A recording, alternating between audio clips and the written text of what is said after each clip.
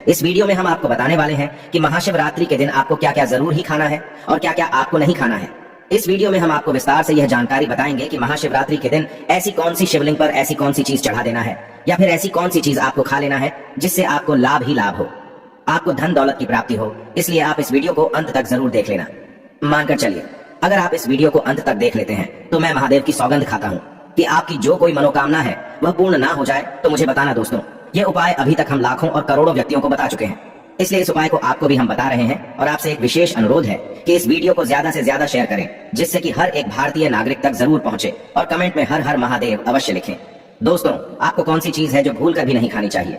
हमारी माताएं बहनें महाशिवरात्रि का व्रत रखती है और उनका व्रत खंडित ना हो जाए, इसके लिए माता बहनों को इन बातों पर विशेष ध्यान करना चाहिए कि वह क्या खा रही है और क्या नहीं खा रही है।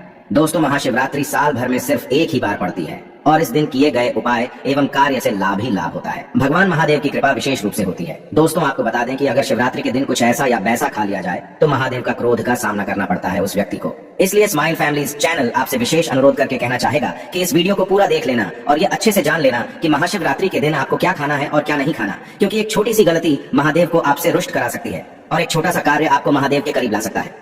महादेव की कृपा प्राप्त करने के लिए शिवरात्रि का पर्व साल का सबसे बड़ा पर्व माना जाता है। इस दिन व्रत किया जाता है। दोस्तों, ये साल भर का सबसे बड़ा पर्व होता है महादेव को प्रसन्न करने का। और इस दिन दोस्तों हम आपको विशेष रूप से बताएंगे कि सबसे पहले हम इस वीडियो में बताएंगे आपको कि महाशिवरात्रि के दिन आपको कौन सी चीज अवश्य खाना है और कौन सी चीज भूल कर भी नहीं खाना है। दोस्तों, जिससे आपको महादेव की कृपा ही कृपा प्राप्त हो और आपकी हर एक मनोकामना इस दिन पूर्ण करने का महाउपाय भी बताने वाले हैं। दोस्तों, और इस वीडियो में हम यह भी बताएंगे कि शिवरात्रि के दिन महादेव पर ऐसी कौन सी वस्तु चढ़ा देने से लाभ ही लाभ होगा। दोस्तों, इस वीडियो को आप पूरा देख लेना।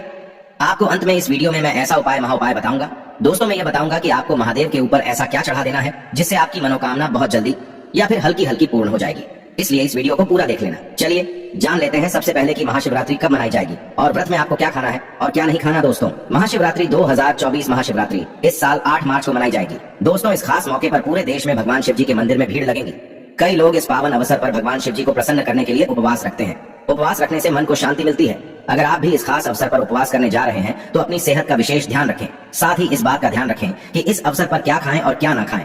आज हम आपको इस लेख में व्रत के दौरान क्या खाना चाहिए और क्या नहीं खाना चाहिए के बारे में विस्तार से बताएंगे। आइए जानते हैं शिवरात्रि पर क्या खाएं और क्या न खाएं। शिवरात्रि के व्रत में क्या न खाएं। दोस्तों, इस वीडियो के अंत में मैं आपको यह भी बताऊंगा कि आप महादेव पर ऐसी कौन सी चीज चढ़ा देते हैं जिससे महादेव आपसे सबसे जल्दी प्रसन्न हो जाते हैं और मनोवांछित फल प्रदान करते हैं। आइए जानते हैं। दोस्तों, चाहे कुछ भी हो जाए, महाशिवरात्रि के दिन मांस मदिरा का सेवन गलती से भी मत करना, नहीं तो आपके साथ कुछ भी हो सकता है। महाशिवरात्रि के दिन देर तक कभी न सोएं, इससे आपका भाग्य बिगाड़ सकता है। भगवान भोलेनाथ रूठ सकते हैं। महाशिवरात्रि के दिन दाल चावल या गेहूं से बने पकवान नहीं खाना चाहिए। इस दिन आप सिर्फ फल, दूध, चाय और कॉफी ले सकते हैं। दोस्तों, अगर आप भगवान भोलेनाथ जी को प्रसन्न करना चाहते हैं तो इस दिन काले कपड़े भूलकर भी मत पहनना। इस दिन जितना ज्यादा हो सके भगवा रंग, यह लाल रंग का ही कपड़ा पहने, बहुत ही शुभ और मंगलकारी माना जाएगा। इस दिन गलती से भी पति पत्नी शारीरिक संबंध भूल कर भी ना बनाएं, अन्यथा भगवान भोलेनाथ के क्रोध का सामना आपको करना पड़ेगा। इस दिन जितना ज्यादा हो सके दान पूर्ण करें। भगवान भोलेनाथ को अगर खुश करना है तो यह बातें गांठ बांध लें। दोस्तों, ये पाप कभी मत करना। महाशिवरात्रि के इस पावन अवसर पर शिवलिंग पर भूल कर भी ये चीजें मत चढ़ाना, नहीं तो जिंदगी भर आपको किसी बड़ी परेशानी का आपको सामना करना पड़ सकता है। आपका व्रत टूट भी सकता है। भगवान भोलेनाथ अत्यंत क्रोधित हो सकते हैं, जान लीजिए, नहीं तो आपके व्रत रखने का कोई भी फायदा नहीं। तो चलिए जानते हैं। दोस्तों, नंबर 1, तुलसी। पौराणिक कथाओं के मुताबिक तुलसी को माता लक्ष्मी जी का स्वरूप माना जाता है। माता लक्ष्मी जी भगवान विष्णु जी की अर्धदांगिनी है। भगवान विष्णु शालिग्राम की पूजा में ही तुलसी का प्रयोग किया जाता है। ऐसे में शिवलिंग पर तुलसी का प्रयोग वर्जित है। यह आपको पाप का भागीदार बना सकता है। ऐसा अनर्थ कभी मत करना। दोस्तों, नंबर 2, सिंदूर। सिंदूर एक प्रकार से श्रृंगार की वस्तु है जो सभी देवियों को चढ़ाया जाता है, परंतु भगवान भोलेनाथ बैरागी हैं और वह महाकाल है, इसीलिए उन्हें सिंदूर नहीं चढ़ाया जाता है। ऐसा पाप आप कभी मत करना। दोस्तों, नंबर 3, शिवरात्रि के पावन अवसर पर जितना ज्यादा हो सके आपको भगवा रंग पहनना चाहिए। भगवान भोलेनाथ अति प्रसन्न होते हैं। इस दिन काले कपड़े पहनने से बचना चाहिए और मंदिर में काले वस्त्र पहनकर कभी प्रवेश न करें। दोस्तों, नंबर 4, हल्दी। सभी देवी देवताओं की पूजा में हल्दी का उपयोग किया जाता है, लेकिन कुछ का मानना है कि विनाश के देवता भगवान भोलेनाथ जी को अर्पित नहीं करना चाहिए, क्योंकि हल्दी सौभाग्य का प्रतीक है। दोस्तों, 5 केतकी के फूल। पौराणिक कथाओं के मुताबिक केतकी के फूल भी शिवलिंग पर नहीं चढ़ाना चाहिए, क्योंकि एक बार केतकी के फूल भगवान ब्रह्मा के झूठ में साथ दिया था। यह बात जानकर भगवान भोलेनाथ ने क्रोध में आकर केतकी के फूल को श्राप दे दिया। दोस्तों, नंबर 6, नारियल पानी। एक पौराणिक मान्यताओं के अनुसार ऐसा कहा जाता है कि शिवलिंग पर नारियल पानी नहीं चढ़ाना चाहिए, क्योंकि ये शुभ नहीं माना जाता। दोस्तों, नंबर 7, शंख जल। भगवान भोलेनाथ ने शंख चूर्ण नाम के असुर का वध किया था। शंख को उसी असुर का प्रतीक माना जाता है जो भगवान विष्णु का भक्त था, इसीलिए विष्णु भगवान की पूजा शंख से होती है, शिव की नहीं दोस्तों। नंबर 8, तिल।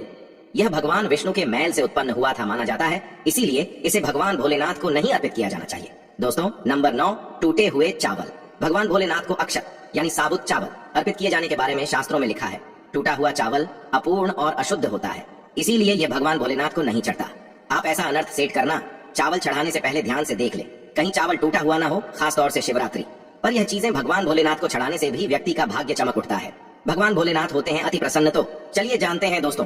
नंबर 11, गंगा जल भगवान विष्णु के चरणों से निकली और भगवान भोलेनाथ की जटा से धरती पर उतरी है, इसीलिए सभी नदियों में गंगा परम पवित्र गंगा जल से भगवान भोलेनाथ का अभिषेक करने से मानसिक शांति और सुख की प्राप्ति होती है दोस्तों।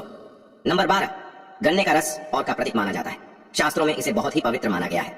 प्रेम के देवता कामदेव का धनुष गन्ने से बना है। देव प्रबोधनी एकादशी के दिन गन्ने का घर बनाकर भगवान विष्णु की देवी तुलसी की पूजा की जाती है दोस्तों। नंबर 13, 3 पत्तों वाला बेलपत्र। 3 पत्तों वाला बेलपत्र जो कटाफटा नहीं हो ऐसा भगवान भोलेनाथ को चढ़ाएं। 3 पत्तों वाला बेलपत्र त्रिदेव ब्रह्मा विष्णु महेश का प्रतीक माना जाता है। महाशिवरात्रि के अवसर पर बेलपत्र अर्पित करने से शिवलोक की प्राप्ति होती है, ऐसा पुराणों में बताया गया है दोस्तों। नंबर 14, धतूरे का फूल। धतूरे के फल के समान धतूरे का फूल भी भगवान भोलेनाथ को प्रिय है। इसका कारण यह है कि यह सफेद होता है और औषधीय कारणों से गुणकारी होता है। मानसिक शांति के लिए धतूरे के पुष्प को शिवलिंग पर अर्पित करें दोस्तों।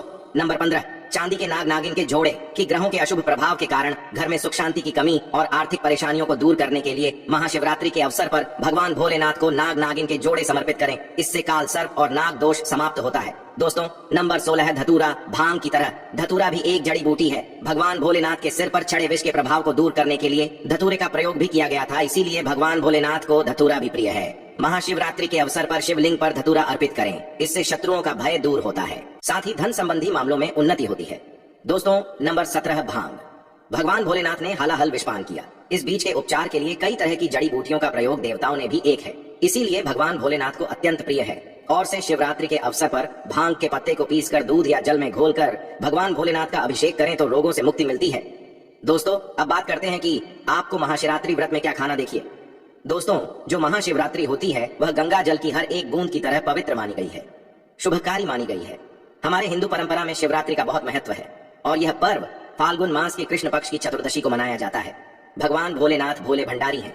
वे एक लोटा जल से भी प्रसन्न हो जाते हैं, मात्र एक बेलपत्र से भी अति प्रसन्न हो जाते हैं।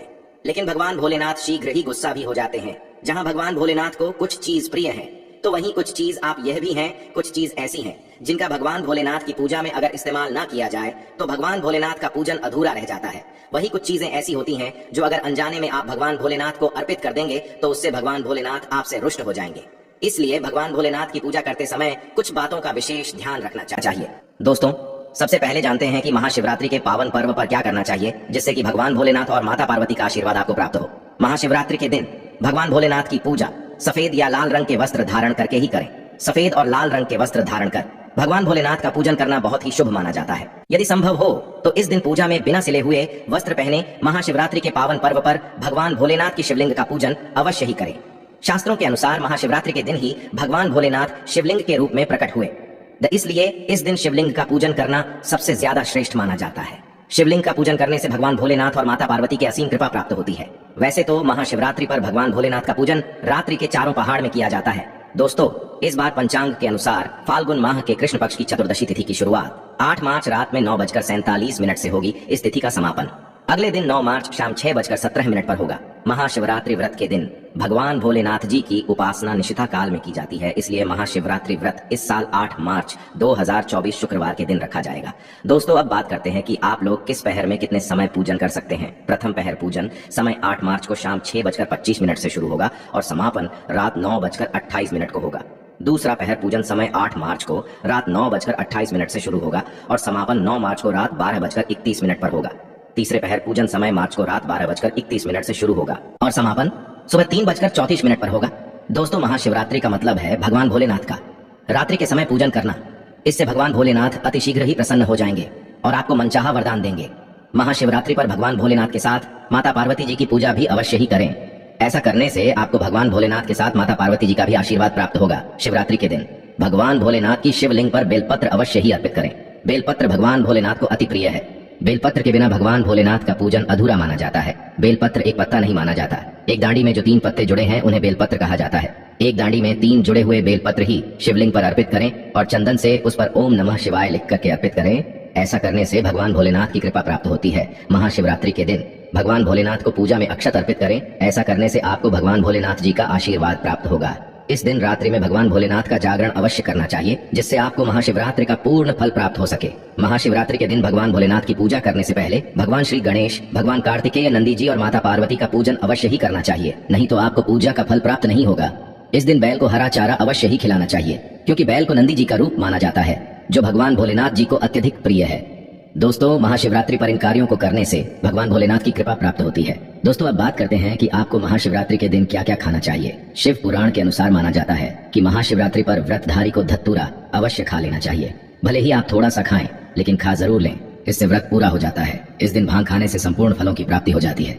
अगर आप भांग नहीं खाते हैं तो इसे थोड़ा बहुत छक लें, नहीं तो आपका व्रत अधूरा माना जाएगा। दोस्तों, महाशिवरात्रि के पावन पर्व पर भगवान भोलेनाथ और माता पार्वती जी की कृपा प्राप्त करने के लिए इन सभी बातों का विशेष ध्यान रखें, जिससे आपको व्रत और पूजा का पूर्ण फल प्राप्त हो और भगवान भोलेनाथ और माता पार्वती जी की आपको कृपा मिल सके। बहुत सी चीजें इस दिन के व्रत में ऐसी होती हैं जो आपको नहीं खानी चाहिए, और एक चीज ऐसी है जो महाशिवरात्रि के दिन जरूर खानी चाहिए, ताकि आपको इस व्रत का संपूर्ण फल मिले। महाशिवरात्रि के दिन बहुत से लोग व्रत रखते हैं। एक बेला उपवास रखकर कई लोग साथ भी भोजन करते हैं। महाशिवरात्रि का व्रत अगर आप रखते हैं तो ध्यान रखें, शरीर में पानी की कमी ना हो, इसके लिए अनार या संतरे के जूस का सेवन कर सकते हैं, लेकिन गन्ने का जूस मत पीजिएगा। महाशिवरात्रि के दिन फलाहार में सेब, संतरा, पपीता, केला, खीरा वगैरह खा सकते हैं। दोस्तों, सच्चे दिल से कमेंट बॉक्स में लिखें हर हर महादेव, एक लाइक जरूर करें। धन्यवाद।